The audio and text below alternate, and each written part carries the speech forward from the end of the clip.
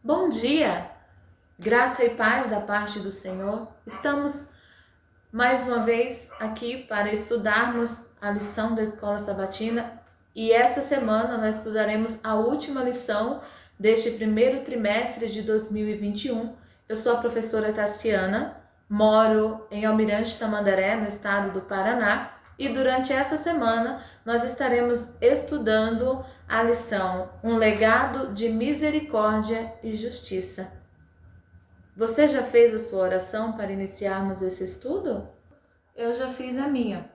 E a nossa oração deve ser para que o Espírito Santo trabalhe em nossos corações e assim entendamos o que o Senhor quer nos falar.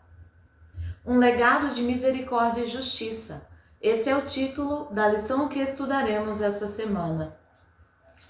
Agora também, quando estou velho e de cabelos brancos, não me desampares, ó Deus, até que tenha anunciado a tua força a esta geração e o teu poder a todos os vindouros. Essas são palavras de Davi, descritas no Salmo 71 e o verso 18.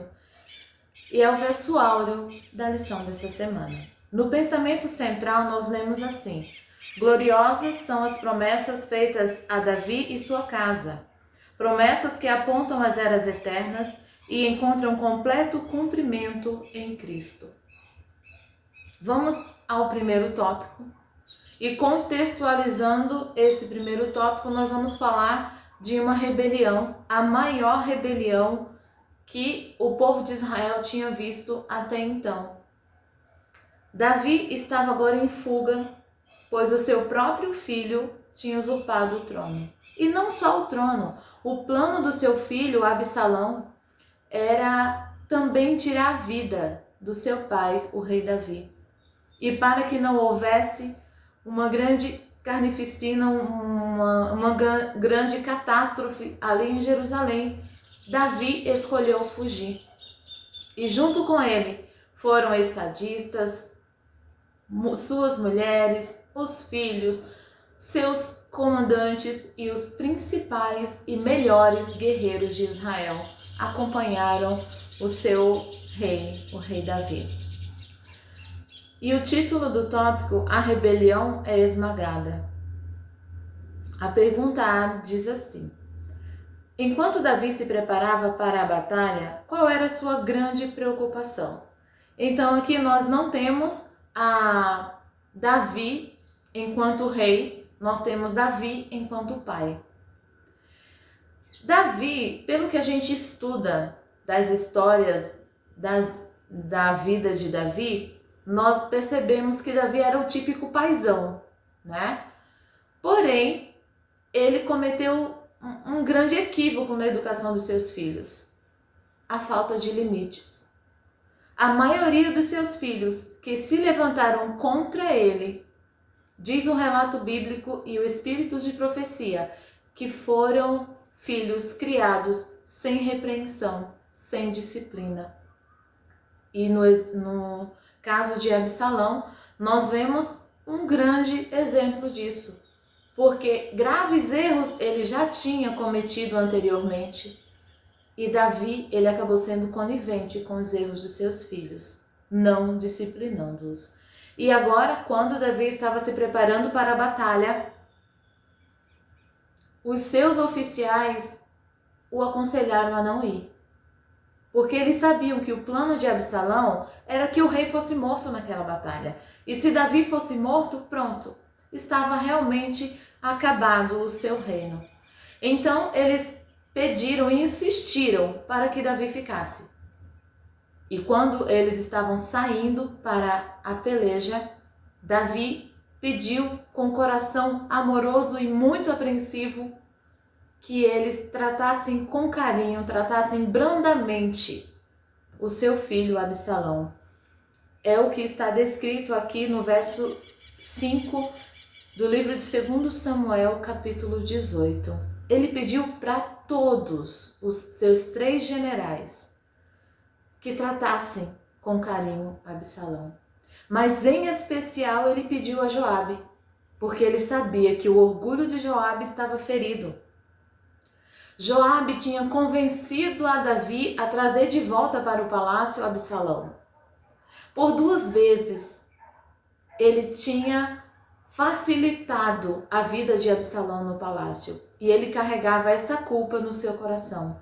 Na mente dele, se ele não tivesse apoiado Absalão, aquela situação não estaria acontecendo. Por isso que Davi teve um cuidado especial em conversar primeiro com Joabe. Mas quando eles ouviram esse discurso de Davi, a raiva deles por Absalão acabou aumentando. Nós tínhamos um exército pequeno de Davi, porém experiente. Os melhores estavam com Davi.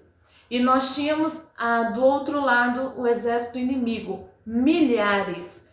A proporção, diz o Espírito de Profecia, que a proporção entre o exército de Absalão e o exército de Davi era como se o exército de Davi fosse um punhado só. Então, milhares e milhares de soldados estavam ao lado de Absalão. Porém, ele tinha um grande problema.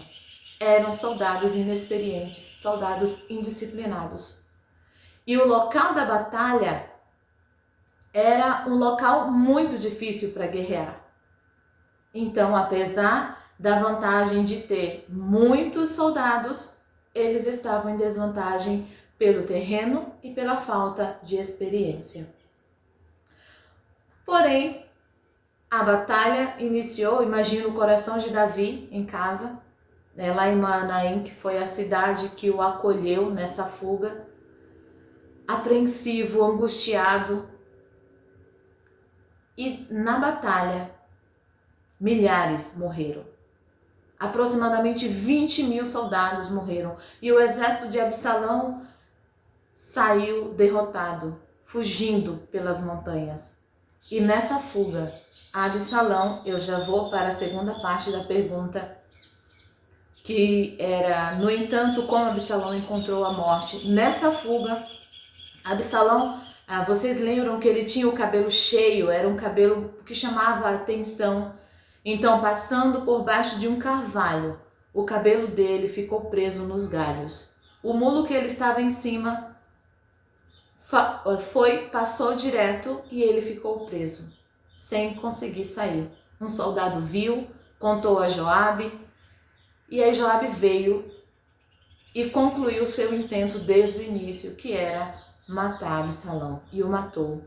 E ao invés de um sepultamento glorioso como filho do rei, Absalão teve uma sepultura vergonhosa no deserto e o cobriram com pedras. E quando eles voltaram da batalha, 2 mensageiros vieram adiante. E quando Davi ficou sabendo da morte do seu filho, ele entrou em desespero. E diz a Bíblia que ele gritava pelo seu filho Absalão. E na pergunta B nós vamos falar justamente sobre isso. Você está acompanhando na sua lição? É na página 117, a pergunta B. Por que Joabe reprimiu a reação de Davi? Então, como eu estava dizendo, o exército vitorioso estava chegando na cidade onde estava o rei. Estavam felizes, estavam dando glórias, estavam agitados, triunfantes. Eles tinham vencido a maior rebelião. E agora eles chegaram na cidade e o rei não os estava esperando na porta. Que decepção! Eles ficaram tristes, eles ficaram abalados. E além do rei não estar na porta os esperando, o rei gritava de dentro do seu quarto em lamento pelo seu filho. Porém, diante dessa situação, Joabe foi lá no quarto onde Davi estava e deu uma repreensão muito grande no rei. Joabe sabia o risco que estava correndo em enfrentar o rei daquela forma. Mas o Espírito Santo instigou Joabe a ir falar com Davi. E quando ele estava ali falando com Davi, ele disse: olha, Davi, você se comportando desse jeito, a impressão que dá era que se todos esses soldados valentes que estavam ao teu lado tivessem morrido na guerra e Absalão tivesse vivo, você estaria feliz. Mas como é o contrário, você está chorando, enquanto deveríamos estar alegres e festejando pela vitória que o Senhor nos deu. Foi um puxão de orelha em Davi. E Davi entendeu que Joabe tinha razão. Joabe disse mais para ele, não como uma ameaça, mas como a realidade do que aconteceria. Ele falou, olha Davi, se você não sair lá fora, não cumprimentar os seus soldados, não agradecê-los por essa vitória, amanhã de manhã não vai ter mais nenhum do teu lado, por conta da sua ingratidão. Davi se recompôs, colocou sua postura de rei, foi lá fora e agradeceu aos seus soldados, enquanto um a um passava adiante dele. Por mais severa e cruel que fosse a reprovação ao sofrido rei, Davi não se ressentiu. Vendo que o comandante estava certo, desceu até o portão e, com palavras de coragem e incentivo, agradeceu aos bravos soldados enquanto passavam diante dele. Ficamos por aqui e amanhã nós continuamos o estudo do segundo tópico da nossa lição. Até lá!